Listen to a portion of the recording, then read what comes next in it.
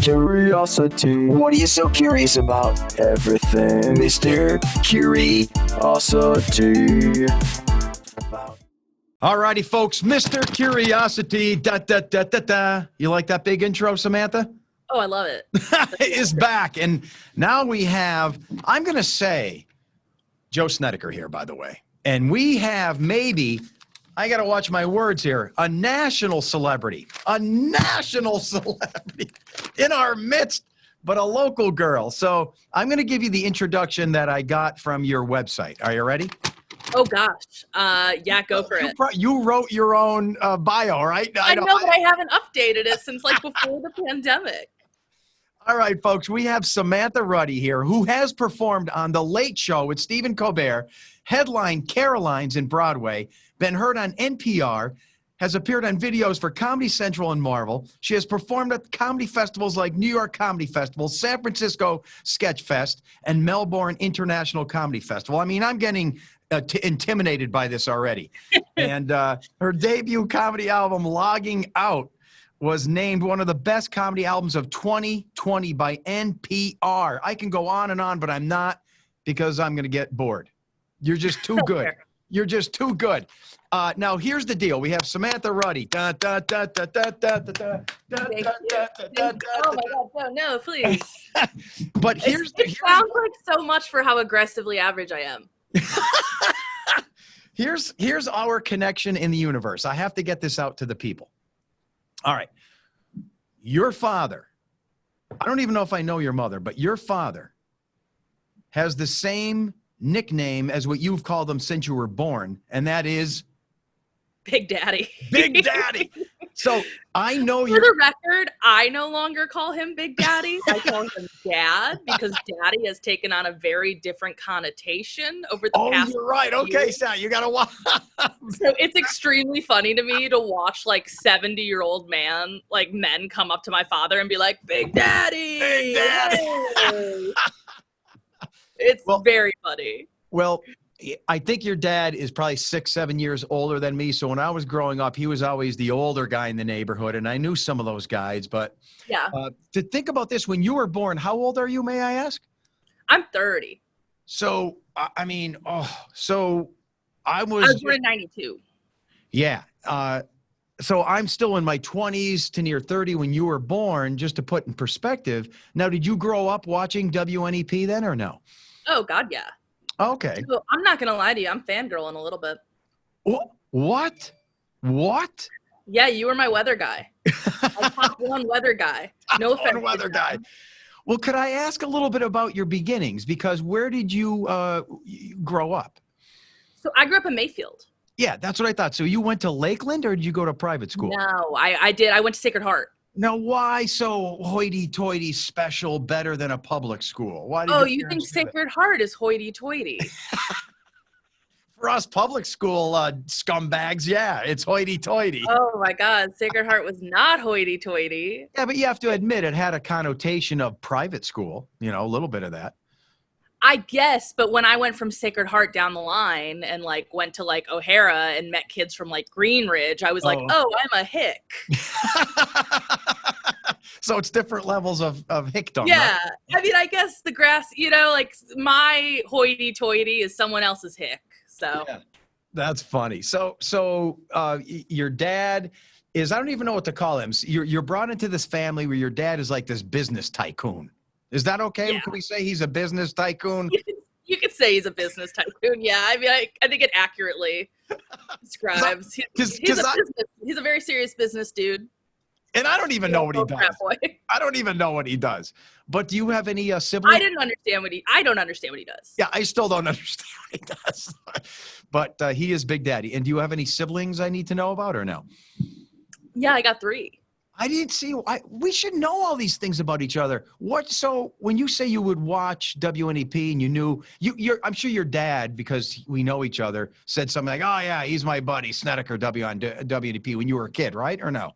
Oh yeah. Oh my God, yeah. He was like, "Oh, Joey, I know him from Simpson." Oh, see, that's cool. That's cool. That's my impression of my dad. He's pretty good. So you're growing up in Mayfield. You go to a private school, so to speak, a Catholic school. It's different. You're right. It is different. It's, do you know the 7 commandments, or how does that work? Not commandments, the 7 sacraments given to me. I probably do. Yeah. Baptism, communion, I'm like waiting for a nun to appear and yell at me. Baptism, confirmation, communion, marriage, divorce. No, I'm just kidding. Rights of the sick. Is this really it? I don't even know them. I don't know them. Oh, you don't know them? All right. Could be lying to me. Recycling. No, definitely not recycling. Okay. Well, you said you didn't know, so. But we were both thrown into this Upper Valley Catholicism, you know? Oh, yeah. I used to go in the confessional once a week and simply say impure thoughts, Father, and that would cover everything. So I was pretty much. Yeah. No actions, huh? I feel like I used to go in with actions. No, just thoughts for me. I never acted on them. But then, so when you're at Sacred Heart, do you start thinking when you're in middle school, high school, what am I going to do with my life? I'm theatric. Were you a funny girl? Were you tell me about it. I was like a little bit more quiet when I was younger. Okay. And then like around 4th, 5th grade, I started to like gain weight. And then I was like, okay, well, I got to have a thing. And I realized I was funny. Okay. And I was like, all right, I'm going to latch onto this. And that was it for me. I kind of became a class clown. And I actually did stand up in 8th grade at the Sacred Heart Talent Show. Whoa, that's pretty. So yeah, I knew from like 6th grade, I think, that I wanted to be a comedian of some sorts. So at home, like your dad's a funny guy. I don't know if your mom, funny. Do I know her? My mom, so funny. They're like a routine because he's very dry and very like sardonic, and my mother is a big goofball. And they have like this straight man loose cannon bit they do. Like where she'll like be absolutely chaotic, and then my father will just like have some cutting line, and it's like, are you guys practicing this? To like do a pratfall, and then he has the best line, you know? So when you then start to your siblings, by the way, how much older or younger are they? Oh, we are spread out. I got 2 older brothers. One is like 40, the other's 35. Wow. And I'm 30. And then this is the kicker. I have a 22-year-old brother who's a senior at St. Joe's. Whoa. Little Paul. And are you picking on each other? Do you find this as a mechanism for what you've become? The fact that you have to thwart maybe insults and infections from older brother, that kind of thing? Is it like a family dynamic, a battle going on? What's happening? I mean, we definitely fought, but like, I don't know that like I felt humor was like a mechanism for them. Okay. I think that was more so just like pure sibling slapping, you know? But we actually didn't fight that much. I probably fought the most, honestly, with my little brother, because he was like just young enough that I didn't know what to do with him, but I was still too young that I didn't have any like maternal instinct toward him. Gotcha. You know, like when I was like 11, 12 and he was 4, 3, like I feel like we used to like fight all the time with each other, like just argue and which is the way it normally is. That's how it has to be. Right? Yeah, I know. It's just funny though, because I was like 12 years old and my like arch nemesis was a 4-year-old. Just like, he's in my room again. Yeah. But I guess what I'm trying to paint a picture of your upbringing is very non-dysfunctional. If anything, it's almost like a perfect childhood, I would guess. Knowing your parents, knowing your life. I don't know. It seems to me like. I think, and I don't want to go too deep on Mr. Curiosity, local news. Come on, I'm curious. Oh, by the way, I have the bell here. If I ask too many nosy questions, you just say, hit the bell, and then I shut up. I think I had a great childhood. Right. I do. Like, I think I had a very nice childhood. I think that there is a very specific trauma that comes from being a gay person in Catholic school. Oh, you're right. So I can definitely see that, because Catholicism is very rigid. It's very rigid. You probably I grew up with shame, you know. Yeah, you grow up that, you know, like my parents are divorced. Not from each other, but they were divorced previously and then they met. Yeah. And like, you know, I'm gay, and I was just like, oh, so we're like all going to hell, you know? You're just sitting there 12 years old, like, well, I didn't know I was gay yet. But I'm just sitting there like, whoa, my parents are divorced, so they can't go to heaven? You know, it's just like very traumatic thoughts to give a child.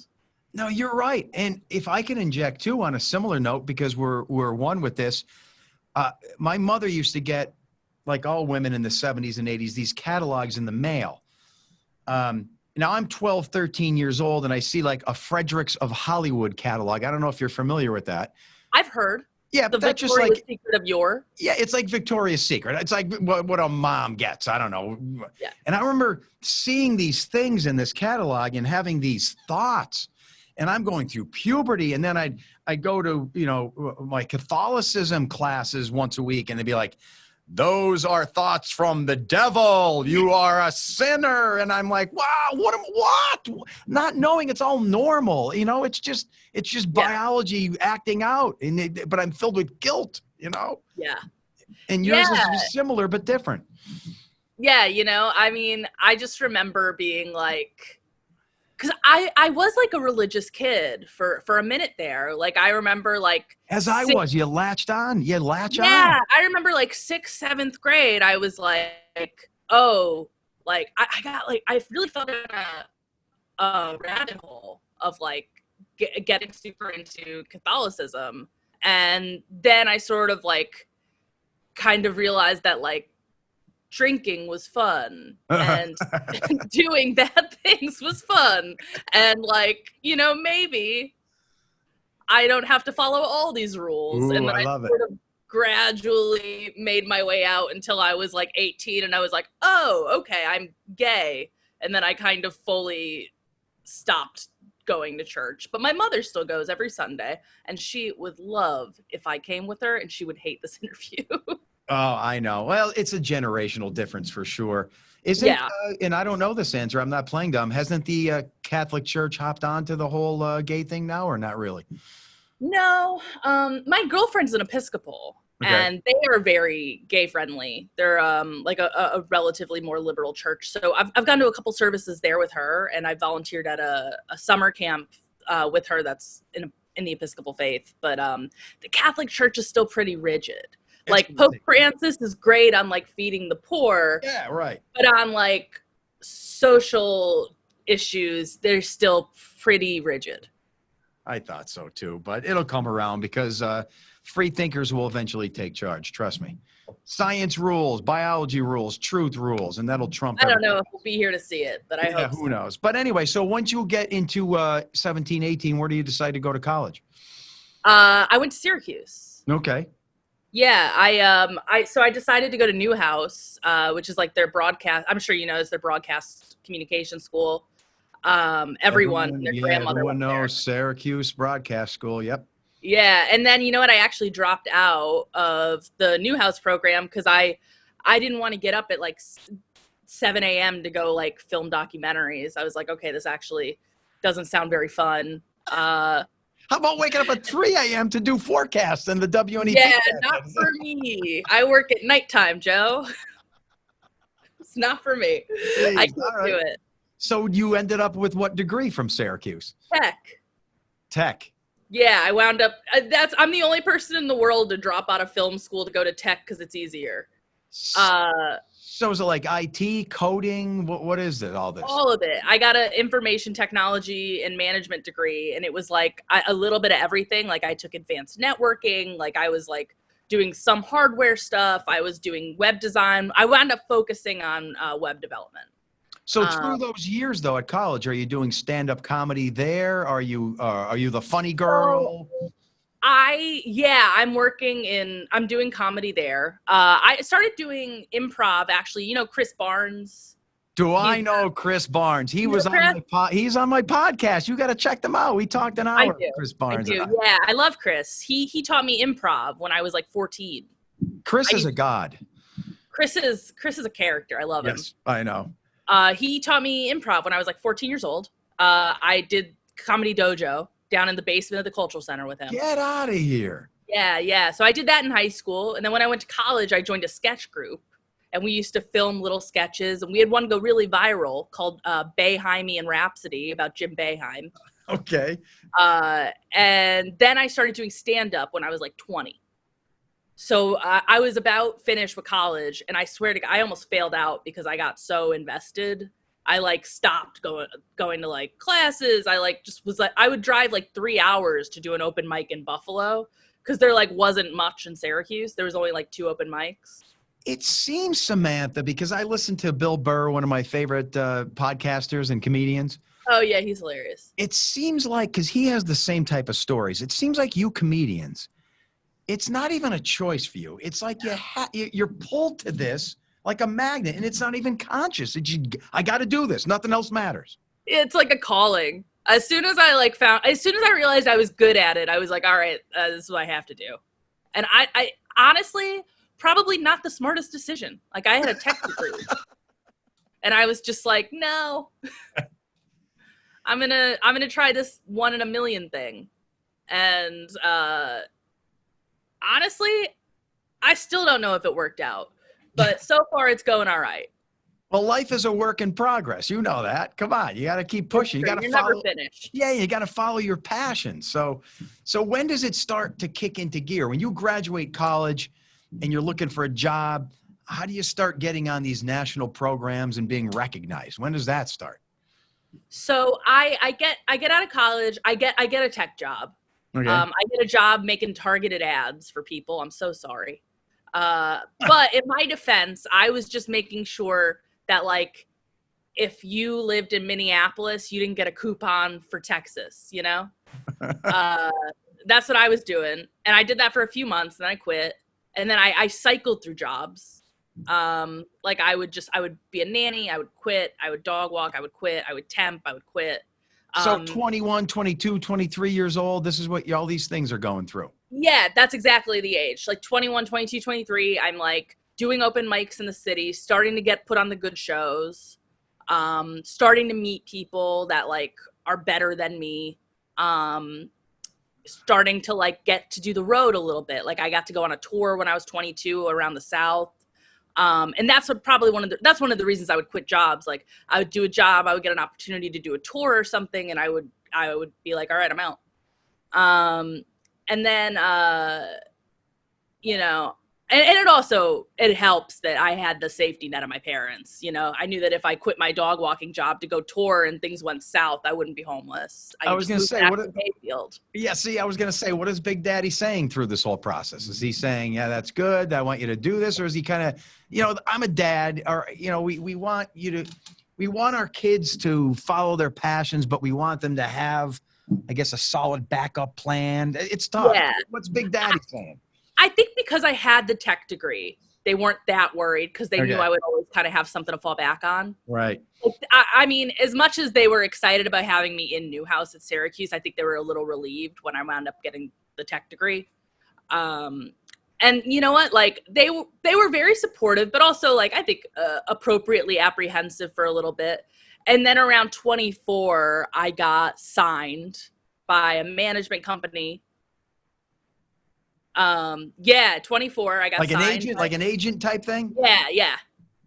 I got seen at a show and they signed me, and then that's when things kind of really accelerated for me. Like I started doing like all the best shows in the city. I started like meeting comedians that I idolized. I started like getting put in auditions for stuff, and like nothing major happened, but I think I headlined Caroline's like not soon after, or not too soon after. And like, I think that's when my parents were like, oh, okay.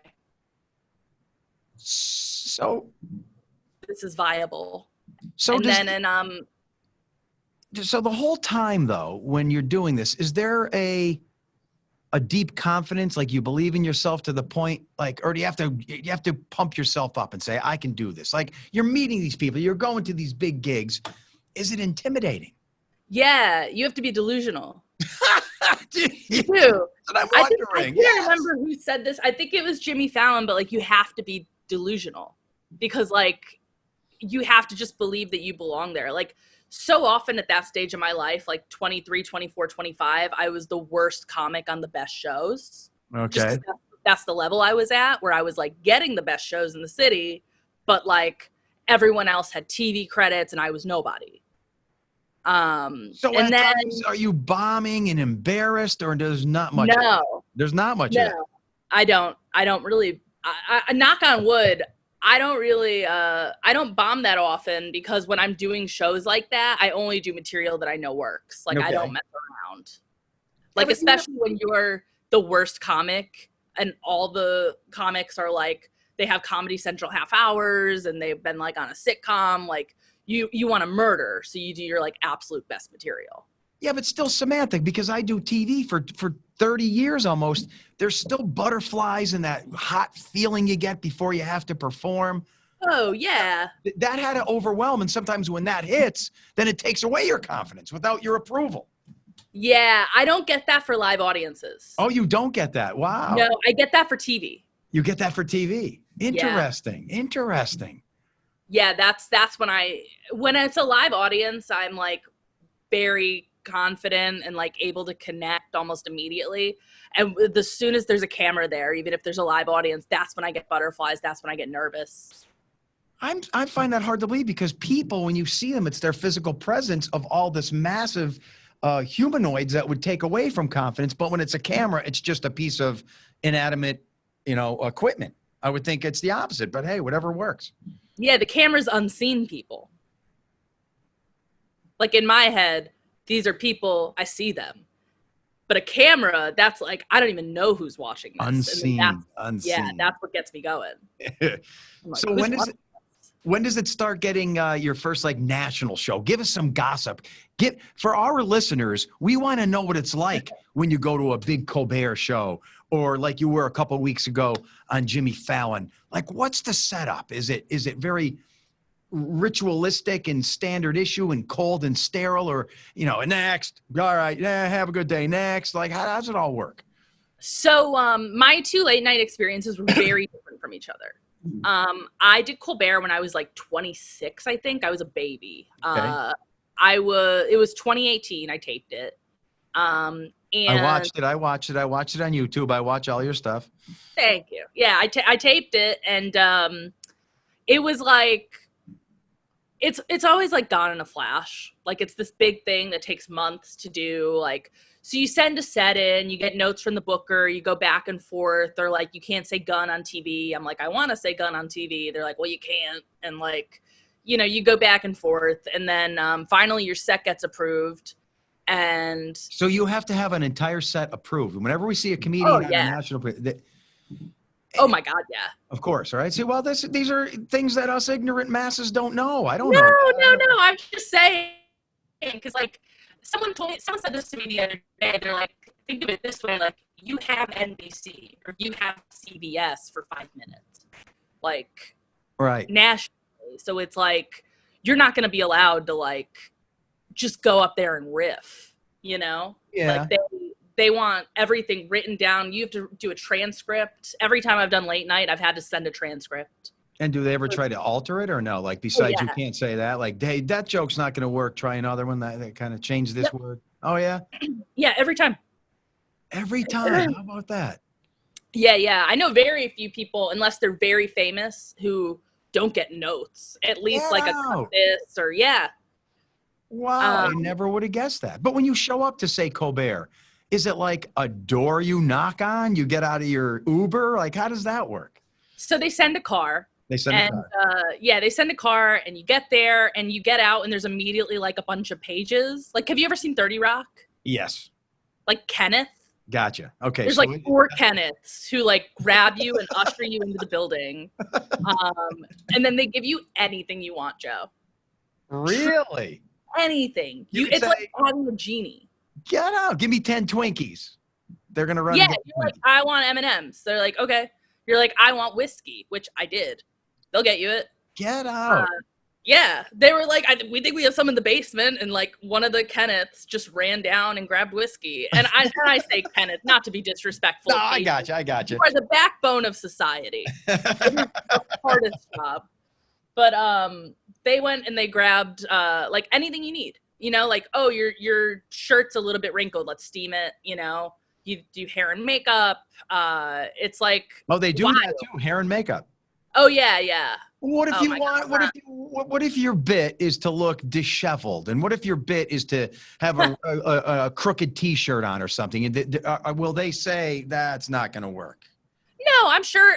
I'm sure that they would like be like, all right, your call. Like they ask me everything. They don't force you to do anything. But like I wanted hair and makeup, like I wanted my shirt pressed, you know. Gotcha. I didn't want my mom to be like, "Wow, you look like a slob on Colbert." Yeah. But like, you know, you're supposed to wear what you're comfortable in, which I've almost never done. Although this last time I felt more comfortable. Yeah, like they'll get anything for you. They're so nice to you. They give you like a big gift basket.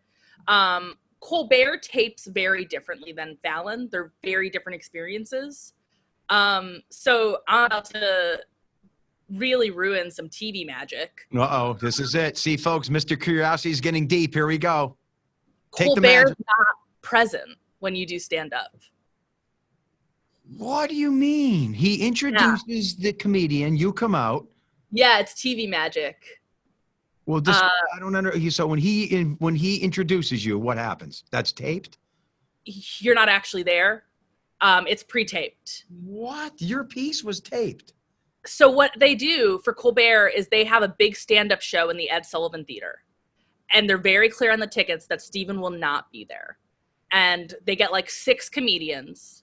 You go, you do the best show you've ever done in the Ed Sullivan Theater, and they tape all the sets, and then they slice them up.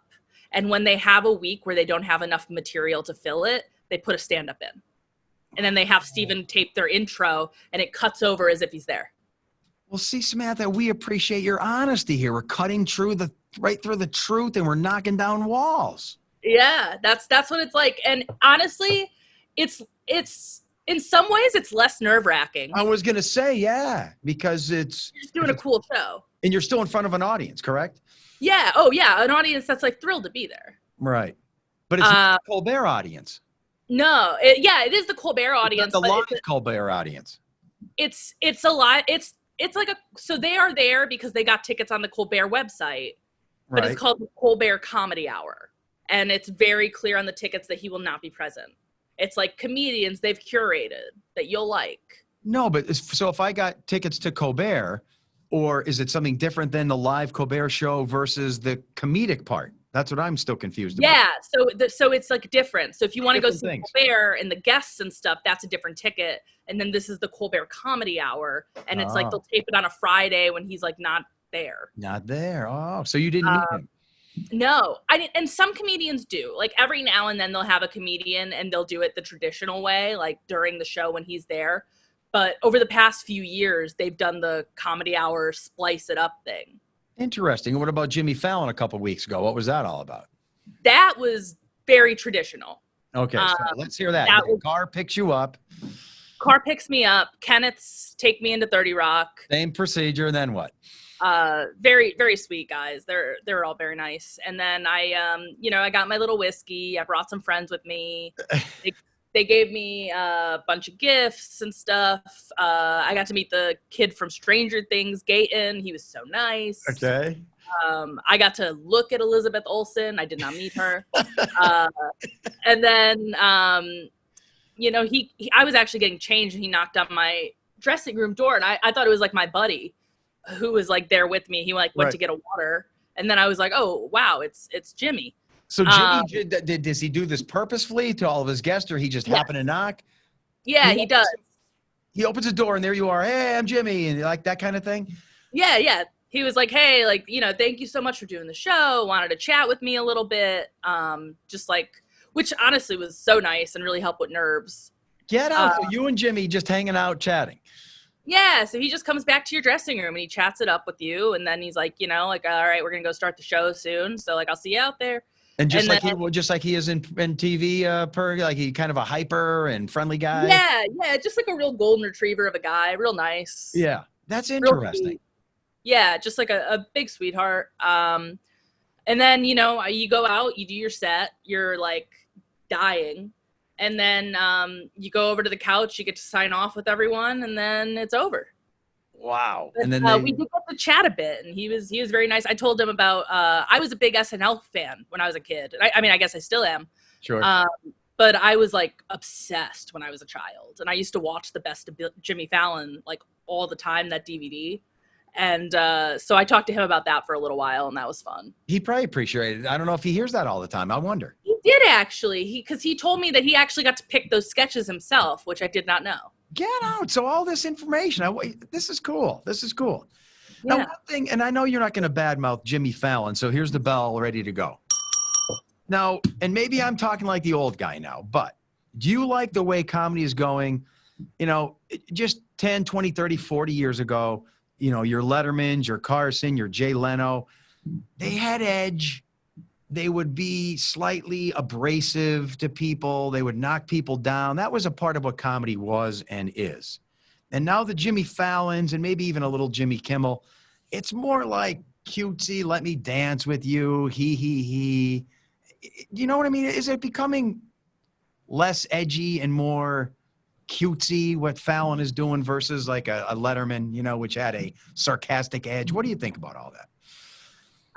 Or don't you know what I mean? I know exactly what you mean. I think that there's like, I think that everything has gotten more specific and more niche. And if you want your sardonic, like Bill Burr, if you want like that, you can seek it out. You can seek it out, right. The thing is, like, as much of an institution as the Tonight Show and the Late Show are, there's more options than ever to listen to whatever you want. Like, you could listen to the darkest thing imaginable that like wouldn't have been allowed on TV back in the day if you want to, like you could find anything. And I think there is a lot of biting stuff. Like I work at Full Frontal with Samantha Bee, and I would definitely describe her comedy as biting. Yeah, I know you can find it, and I know exactly what you're saying, but like you never see Letterman or Carson doing a dance with a guest or something. You know what I mean? Like it's not like above it, but there was this something there. It's a different kind of it's a different era, of like, it's very rare that you'll see someone who has an adversarial relationship with the guests in the same way that like they might have sometimes, but you can find it. Like there's more late night shows than ever now. Sure. That they're not all on network. And like there's something for everyone, but I will say that like the more mainstream ones are like definitely a little bit more like pop culture Hollywood, like yes, that's than they have been in the past. But that's just evolution, I guess. I think that's the way it's going. I think you are correct. All right, now I have to ask you about this because I have to delicately touch this subject without getting in trouble, and maybe you're going to answer it for me. All right, you've heard this before. Here we go. Women aren't funny. Oh God. So, what? You don't want me to go there? Hit that bell. I'm just like, I'm just so like. What do you think about that? I mean, I just think it's like. Do you know at least what the context of that is? It means a guy. I'll set it from my perspective. My buddies and I all pick on each other, joke around. Oh, hey, pimple face, big nose. We're sarcastic. We pick on each other. When women are out, they don't do that. You have to admit, most women.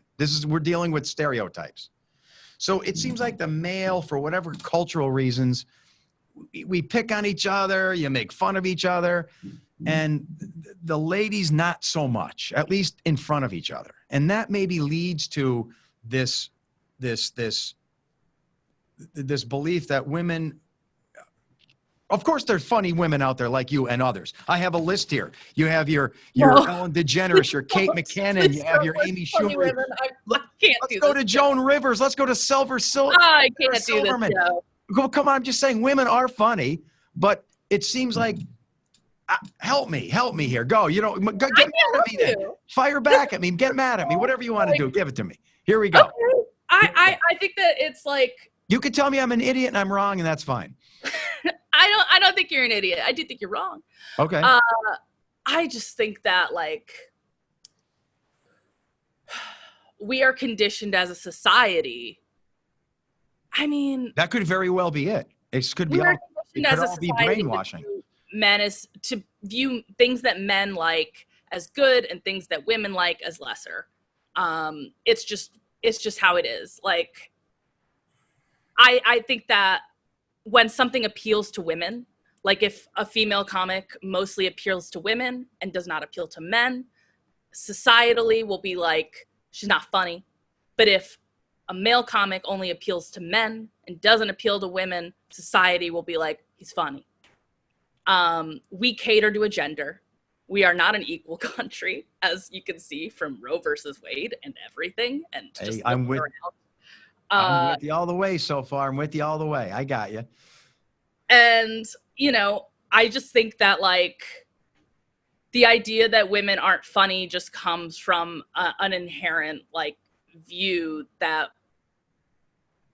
women are supposed to be doing things specifically catered toward men. Ooh, I hope I didn't imply that. I'm not implying that. No, but I think that that's where that line of thought comes from, of like, women aren't funny because like women aren't supposed to be funny. Women are supposed to be like homemakers, who are like gentle and sweet and nurturing, and going out every night into dark basements and drinking whiskey and telling jokes does not fit into that. So as a society, we have created this like lie that women aren't funny to keep women in the home. Oh, that's an interesting approach. Like it's because humor is not like a cherished trait in women. It is not like something that very true.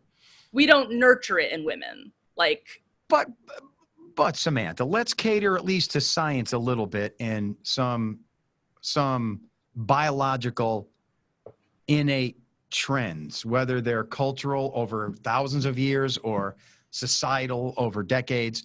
Most aggressive acts of humans, murders, harm upon each other, wars, who are they all created by? Men. Are we going to say that men are naturally more aggressive because of testosterone, because of men are more aggressive, more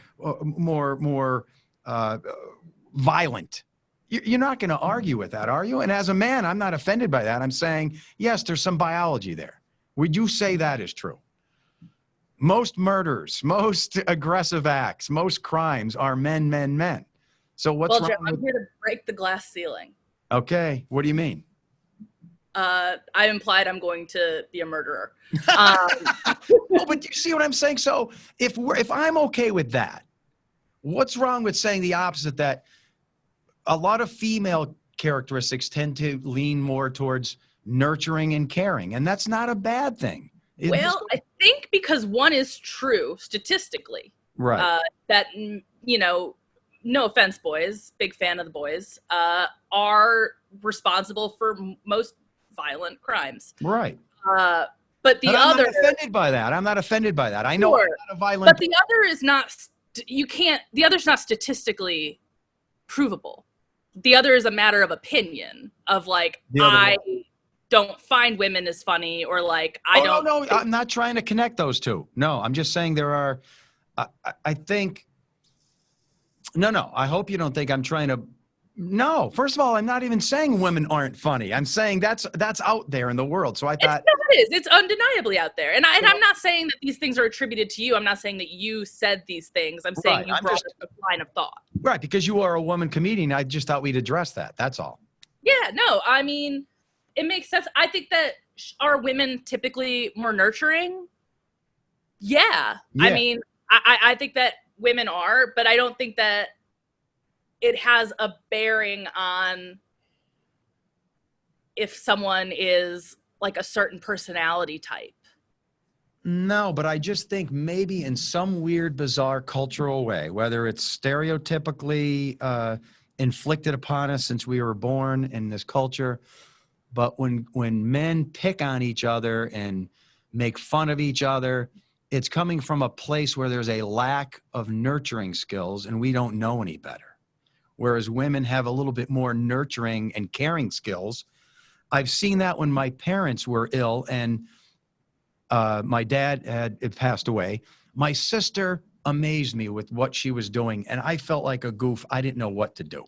Well, She rose to the occasion. You know what I will say that, like, there is a societal expectation. When I say that women are more nurturing, I'm not saying that we are biologically or innately necessarily more nurturing. I'm saying that society rewards us for being nurturing and punishes us for not being nurturing. So we are conditioned to be that way. Could be, but remember, up until just a few thousand years ago, for tens of thousands of years, that because women bear children, they're taking care of children for tens of thousands of years while the guys are out committing warfare on each other and trying to feed the family. That's biology there too. Sure, but I also think that it had to be all biology or some of it societal reinforcement? You know, I'd say definitely a unhealthy mix of both. Like, I have a brother who is way more nurturing and maternal than me, and personally, I would drop a baby. Well, no, we're dealing in averages and stereotypes. You can find exceptions to everything. So I'm not saying that. No, I know. I'm just saying that, like, that is something that growing up, I always felt like when I dressed more feminine or I was like, I like babysat or like did like traditionally feminine things, I was rewarded. Like, I was praised. I was like, oh, you're going to be. You're right. Yeah. So, and then that becomes. And when I like rode a quad and like, you know, did like, people were like, all right, but you're going to grow up. You know, like, we are like, does biology play a point in it? I don't know, man. I'm not a scientist. But I know that there. I am. I know you are. Yeah, but you're a meteorologist. Actually, my bachelor's degree is meteorology, geoscience, but my master's degree is biology and environmental science. So I have a lot of biological background. But no, the bottom line. I was going to ask if it was raining. The bottom line is both of us are saying is yes, women are funny. Yes, women are funny. There you go. Also, oh man, we got so deep into this. I know. That's good. That's what comes out in Mr. Curiosity. No, I love it. So where do we go from here? What's your next step? You've done shows. You've been, let me see what this means. Brooklyn Magazine called Samantha one of Brooklyn's 50 funniest people. It's true. You should be obsessed with her, says Vulture. Feature on Follow Friday. I mean, you got all these accolades. Where are we going next? I don't know. I hope you become globally famous so this podcast really picks up. I have no interest in being famous, Joe. I love that. I love that. I really don't. I want to make a great show. I don't necessarily even want to be in it. That's what I really want to do is I want to make a sitcom. Oh, so a character in a sitcom, like you are the character. You want to devise this, right? No. I don't necessarily want to even be in it. I want to be Larry David with Seinfeld. Like, I want to create a great show.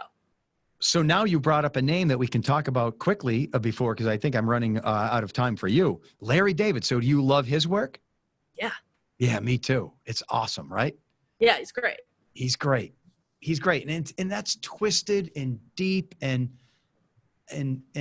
comes from a place, I think it took a lot of boldness and nerve for him even to do that, because he addresses things that I think all people feel, but no one ever would admit to it. Do you agree? Yeah. Yeah. I mean, that's some of my favorite kind of comedy is like stuff that sort of rides the line, like It's Always Sunny and like right. Herb. Like I love taking like awkward situations and ramping it up. I love The Office, the US Office. Don't care for the UK one. Yeah, I agree with that too. So Larry David, yeah, he is hilarious. I could see that in your future then, writing, and maybe you're saying not even being in your own work. Yeah, like I would be into like being in it, but that's not like the goal is I want to create a show. I've written a bunch. I have several pilots. I have a cartoon that I've written. One of these days it'll hit. We'll see. Do you have big people in big places, or you don't want to say that? Like, you know what I mean? Like someone's telling you, okay, I gave this to so-and-so and it's going to hit, Samantha, any day now. Like nothing's going to hit yet, but I am giving it to, like, I have a manager who will like send things out. You promise to remember us little people here in northeastern central Pennsylvania when you become big, right? You're going to do it. I'm actually coming back. I'm going to do a show there. And I don't have a confirmed date yet, but just follow me on social media at Samly Matters, SAMLYMATTERS. And if you don't hate me for being a feminist, come out to the show I'm going to do in October in Scranton. I can't release details yet because we're still confirming, and I don't want to give people wrong info. But okay.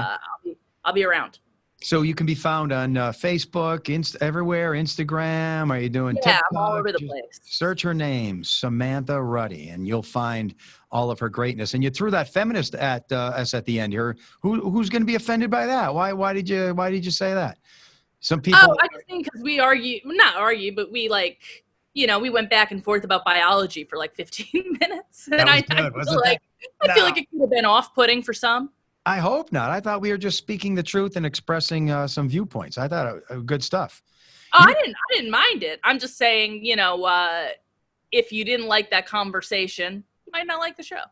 No, come on. We're free thinkers, all of our listeners here. So yeah. And you're talking to a guy who I hate stereotypes. I hate conditions that need to be met. Like I have a rule at my house where I like to clean all the toilets and do all the vacuuming and cleaning. And my wife hates all that stuff. So I don't believe in roles. Roles are ridiculous. Seems like me and your wife get along. I don't like paradigms or dogma. You got to do your own thing in this world, right? All right, Mr. Curiosity, just shattering dogmas. Yeah, come on. Free thinkers unite.